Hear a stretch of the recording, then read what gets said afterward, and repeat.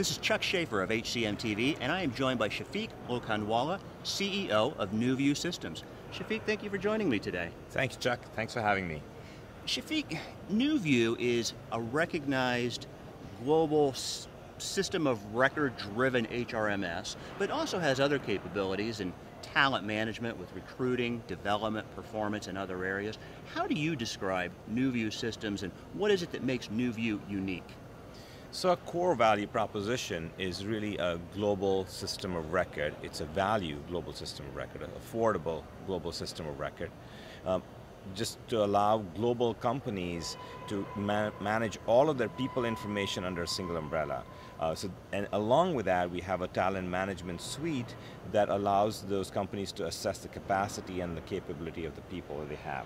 But the strongest value really comes from the fact that a company can hold in one system people in Spain or England or Japan, managing all their localization along with their security profiles under one single system. So imagine, if you will, Chuck, if you've got a hire process that is important to the company, it is now streamlined across all divisions, and the management is aware of when somebody got hired without having to wait for the 10-day sync up between various systems before the management really knows even where the workforce is at any one particular point in time. Very good. Shafiq, what's the NuView target market, or what's the profile of the customer organization that's going to get the maximum benefit from NuView? So you're looking at any company that is either, whether they're based in the US or abroad, but has distributed employee populations across the world. And you're looking at we fit companies that have between 500 to about 10,000 employees with that distribution. We do exceedingly well in that area. And some companies that we could name are Heineken USA, Icano, which is the holding company for IKEA, Booz & Company, which have global populations of these sorts. All of these are between 2,000 to 5,000 employees in size. Okay. You're also a pioneer in pushing HR to the cloud. Where do you think we are in terms of HCM or HR applications crossing a chasm to mainstream adoption as being delivered in the cloud or a software as a service model? I mean, it's made huge strides recently. With Workday coming into focus and bringing HR, the focus of HR into the cloud, which raises all ships like us who have already been in the cloud for a while. And you see the move coming in from the other companies too. The acquisitions you've seen with both Oracle and SAP with the cloud-based talent management companies further solidifies that movement, if you will. So the cloud is here to stay. It is the way in which business is going to be conducted. There are concerns about privacy, and the debate between public and private clouds and hybrid clouds will continue for a while. And while countries too determine how they want to allow the cloud, the explosion of cloud systems, and how that's going to get regulated.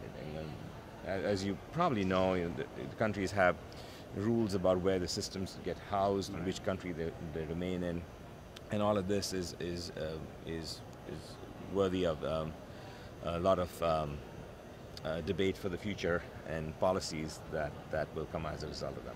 If we put aside the governance or statutory requirements of cloud adoption at a global level, do you find that there are just some specific regions or countries that are very pro-cloud or resistant to cloud adoption?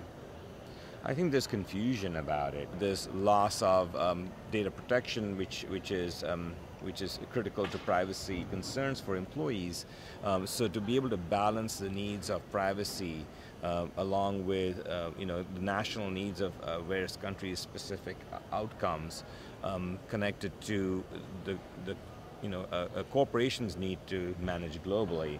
That particular source of issues are going to be a constant battlefield. But to your point, Germany has been difficult with its works councils to determine where where data must lie. Canada has requirements about data lying inside their borders. But for the most part, you don't see, there's perhaps lack of regulation in developing countries, and in Africa you don't see any specific constraints about where data for those countries is housed at the moment. Okay.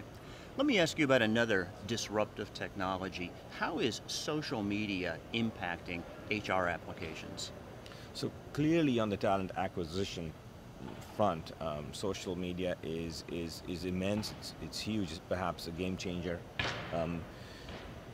Because people are now hiring people based on who others have recommended, who they like.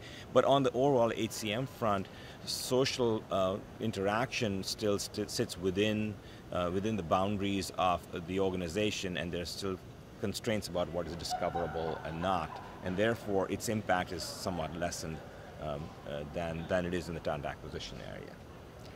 For the business leader or HR leader that's about to begin an HR software selection project, what advice would you offer them?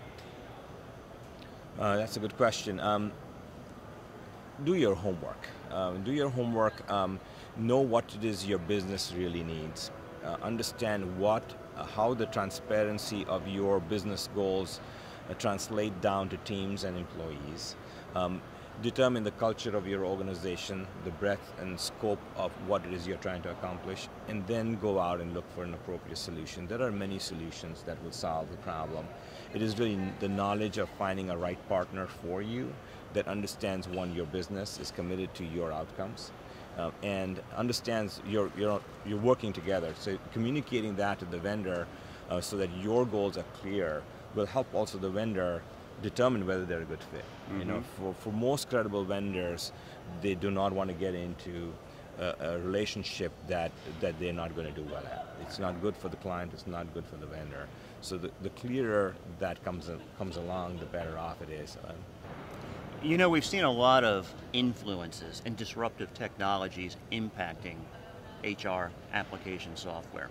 Things like cloud, mobile, social, big data, and more. If we look forward a couple years, how do you think this industry is going to evolve? You know, technology is a manifestation of social evolution to some extent, but the problem hasn't changed, Chuck. I mean, the problem of efficient management of workforce, it has existed in the early part of the century, when firms were formed to create an efficient product to serve its constituents. So at a very core level, all that needs to happen is the acknowledgement of cloud, social, and mobile into an ongoing stream of management tools to accomplish for the new society and new tools of the society to do what has always been necessary to do. Know where your people are, understand and assess the capacity and capability of those people, allow for a nurturing workforce to allow for upward mobility and to attract more people such that your employer brand remains solid. And that comes from tried and tested values like integrity and, you know, your company's philosophy, the kind of work you do and how you attract folks to your business. So perhaps it's a very high level answer, mm-hmm. But at the end of the day, it's just another trend, another area that needs to be managed. And for NuView, we've been down 3 technological changes over the course of the years. Mm-hmm. Having been an access-based solution to being a web-native solution with HTML, to being an XML-based solution, to being a Web 2.0 solution, HTML5. So for us, it's just a continuation of acknowledging the changing landscape, staying relevant with the technology, but not losing focus on what we are all about, which is at the end of the day being an effective partner for our clients and providing value to them, so that the money they spend with us is appropriately invested. Well, with that insight, we're probably at a good break point to conclude our conversation. This is Chuck Schaefer. I've been joined by Shafiq Lokhandwala, CEO of NuView Systems. Shafiq, thank you for joining me today. And Chuck, thank you so much for giving me the opportunity. Sure.